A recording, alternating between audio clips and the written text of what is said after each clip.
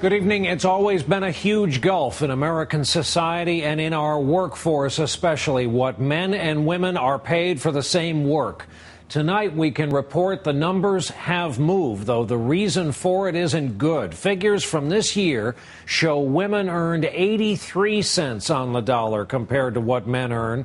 That's the highest number ever recorded. The bad news is the reason for it.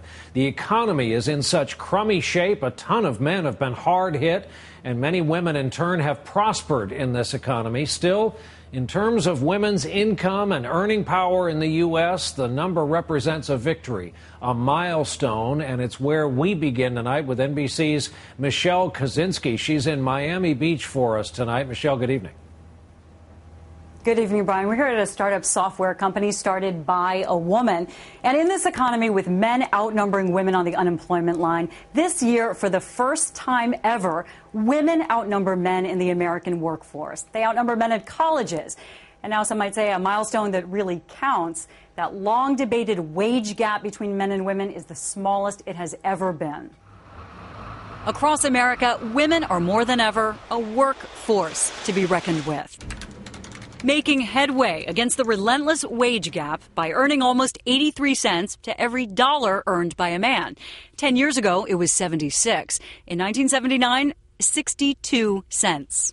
You actually sound pretty good. 22-year-old nurse Lauren Carey in Miami found success in an in-demand career. Within 24 hours of graduation, I did have my first offer here. Lauren is in the age group of single women now earning more, 8% more, than young single men in most of America's big cities. Women are earning more because they're better educated, so they can get better occupations with higher wages. They're taking less time off during childbearing years, and there has been a decline in overt gender discrimination. Look at the last 3 decades. Wages for white women have risen 32%, 25% for black women, 18% for Hispanic.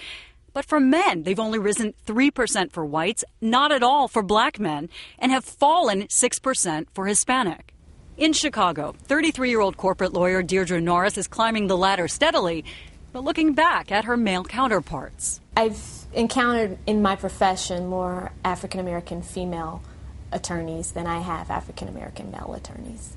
Part of this is working women have just weathered the economy better. Healthcare, education, fields full of female workers have actually grown in the recession. But manufacturing, construction, dominated by men, have been among the hardest hit. And that affects women, too. Women are more likely to be the primary or the only breadwinners for the family right now. In New York, 38-year-old doctor and mother Roshini Rajapaksa knows it's a balance. We also have expectations about taking care of children and home care, and we really need men to step up to the plate. Are you still checking in like laundry? We're still talking about a wage gap. That means it still exists. And the fact is, household income in this country continues to erode. Is this progress? Absolutely, though some would be quick to point out that a woman's 83 cents still does not a dollar make. Brian. Michelle Kosinski starting us off from Miami Beach tonight. Michelle, thanks.